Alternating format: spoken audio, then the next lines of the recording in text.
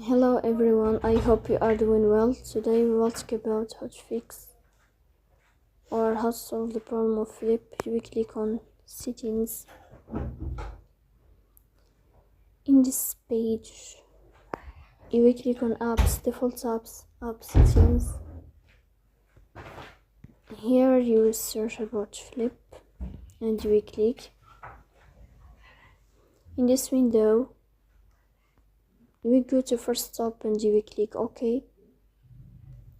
Here you will enter to storage.